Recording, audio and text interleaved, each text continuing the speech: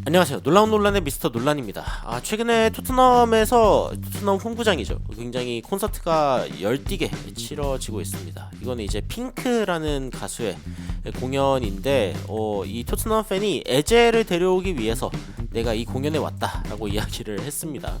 그리고 이제 이 공연장이 순식간에 다 찹니다. 와, 진짜 어마무시하게 많은 사람들이 차는데, 거의 뭐 5만 명 이상의 사람들을 이제 수용할 수 있다. 이 콘서트 이쪽은 이제 쓰지 않으니까요. 뒤쪽은 이제 쓰지 않는데 이만큼 채워도 이 필드에 있는 사람들 그리고 이제 바깥쪽에 있는 사람들 이렇게 해가지고 5만 명을 채울 수 있다라고 이야기가 나오고 있습니다.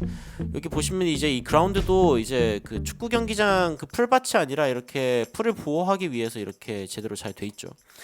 야, 근데 이런 식으로 토트넘이 돈을 벌면 도대체 얼마나 벌까? 그리고 이렇게 돈을 벌면은 야, 손흥민 주급 좀 올려줄 만한데 뭐 이런 생각이 드는데, 도대체 토트넘을 포함해가지고 이 축구계에서 이 공연으로 인해 얼마나 수익을 올리고 있는지, 그리고 토트넘은 이 수익을 가지고 도대체 뭘 하려고 하는지 바로 들어가 보시죠.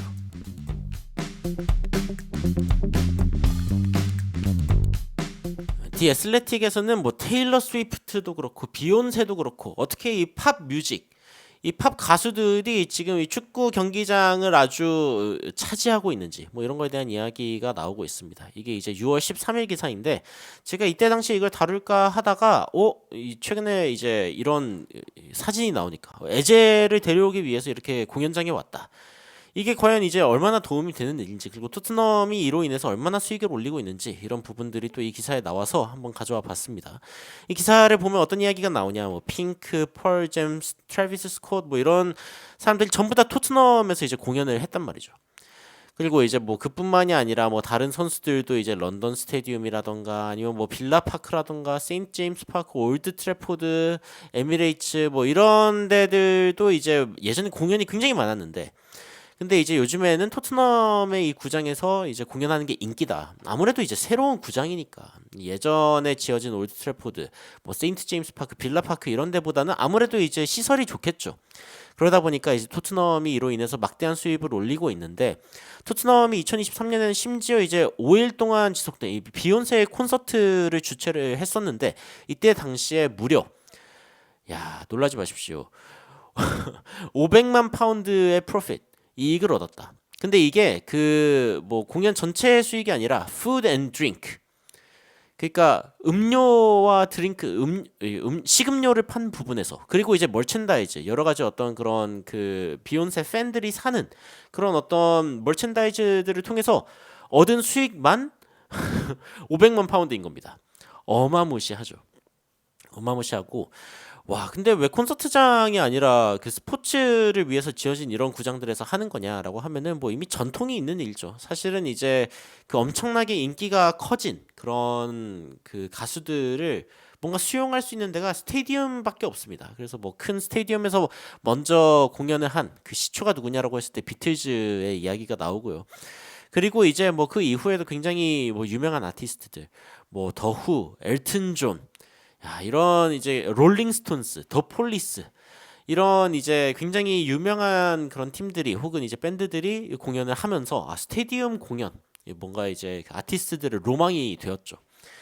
여하튼 그런 상황인데, 토트넘은 그러면 이걸 가지고 얼마나 올렸냐?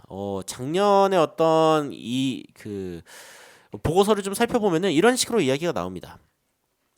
여기 보면은 중계도 있고, UEFA에 이제 참여해가지고 프라이스 머니, 뭐 유로파든 뭐 챔피언스 리그든 나가가지고 탄 어떤 금액이라던가, 아니면 이제 그 경기날 어떤 그 매치 리시프트, 그러니까 이제 관중석, 이제 그 관객들이 이제 들어와가지고 이 티켓 판매량 이런 부분들이 이제 나오고 있는 건데, 근데 티켓 판매의 2배에 이르는 게 이 커머셜이란 부분입니다. 이 커머셜이 뭐냐? 커머셜이 무엇인지에 대해서 이제 이 보고서에서 직접 이제 나오는데, 어떤 이야기가 나오냐면은, 커머셜 레버뉴는 무엇이냐? 스폰서십, 머첸다이징, 그리고 다른 레버뉴. 어떤 이익이냐면은 뭔가 이벤트를 연다던가. 그러니까 이게 콘서트입니다. 컨퍼런스, 뭐 이벤트, 뭐 다양한 어떤 프리시즌 이런 것들을 다 합해가지고 번 금액이 무려 2억 파운드다. 2억 파운드. 와. 이게 어느 정도 수준이냐면은 지금 그 티켓 값의 2배거든요. 그러니까 한 시즌 동안 그 티켓 값을 엄청나게 팔았는데도 불구하고 그것의 2배의 수익을 올려주는 게 이 콘서트, 프리시즌, 뭐 이벤트, 컨퍼런스, 그러니까 어마무시하게 많은 돈을 사실은 축구 외적으로 벌고 있다라고 볼 수 있습니다. 그리고 몇 퍼센트냐? 전체적인 수익을 봤을 때 5억 파운드를 처음으로 넘어선 게 2023년 이때 회계연도 이때인데, 근데 이제 토트넘이 이때 당시에 벌어들인 이 그 5억 파운드를 넘게 벌어들인 게 이때가 처음이기도 하고, 근데 이것의 40%가 무려 이제 이 커머셜, 그러니까 축구 외적인 어떤 이벤트들에서 나왔다라고 이야기가 나오고 있습니다. 어마무시하게 큰 돈이죠. 그래가지고 이렇게 가가지고 이제 콘서트를 보는 거 토트넘에 실제로 도움이 되느냐? 도움이 됩니다. 그리고 에제 같은 이제 크리스탈 팰리스의 에제, 손흥민 선수가 이제 그 굉장히 공들인 영입이죠. 에이전트로서 공들인 이런 에제를 데려오는데 도움이 되냐? 아, 도움이 된다. 이런 부분들을 이제 알 수 있습니다. 여튼 굉장히 흥미로운 부분이고, 이때 당시에 레비가 어떤 이야기를 했냐면 Our turnover has exceeded half a billion pounds. 이 빌리언이 10억인데 5억 파운드를 최초로 넘어섰다. 라고 이제 이야기가 나오고 있습니다. 그리고 이제 멀티 유스 스테디움, 우리가 굉장히 다양한 방식으로 이 스테디움을 쓰고 있는데 이게 이제 financially sustainable manner, 우리가 그 재정적으로 안정성을 유지하는 방법이다 라고 이야기가 나오고 있는 거죠. 근데 이제 손흥민 선수가 이제 떠난 해 만에 이야기가 최근에 또 나오고 있는데, 그 사우디의 큰손 알 이티하드가 살라의 영입을 준비하고 있고, 만약에 불발되면 뭐 손흥민이라던가 키에사 뭐 이런 선수들도 데려오고 싶어 한다라고 이야기가 나오고 있는데, 지금 이제 그 돈을 가지고 데려오겠다라는 생각을 하고 있는 거죠. 기본적으로 손흥민이 지금 받고 있는 주급의 뭐 2배 이상을 주겠다라고 거의 이야기를 하고 있는 상황이니까요.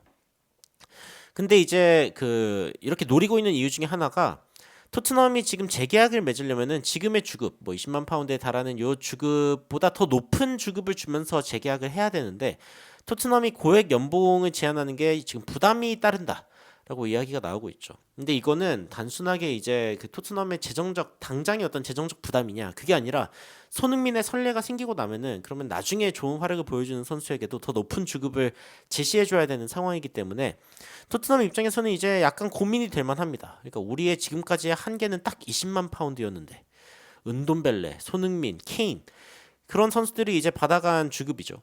근데 이 이상의 주급을 만약에 손흥민 선수에게 주게 되면은 그러면 나중에 다른 선수들도 나도 이만큼 줘라고 이야기할 수 있지 않을까, 뭐 이런 거에 대한 고민을 좀 하는 거겠죠. 근데 일단 연장 옵션을 발동하고 안정적으로 잡아놓고 가고 싶어 하기는 하는데, 근데 사우디아라비아 이제 구단들이 손흥민 선수한테 돈을 못 줘가지고 예약 그 재계약을 못 한다? 그럼 우리가 데려갈게. 뭐 이런 식의 이야기를 하고 있는 거죠. 물론 손흥민 선수는 아직은 뭐 할 이야기가 없다. 그리고 이런 이야기가 좀 불편한 게, 토트넘을 위해서 본인은 최선을 다했고, 그리고 계약 기간 동안 최선 다 할 거다라고 이제 프로답게 이야기를 했지만, 어쨌건 재계약이 이제 나오고 있지 않다라는 게 지금 확정이 된 상황이죠.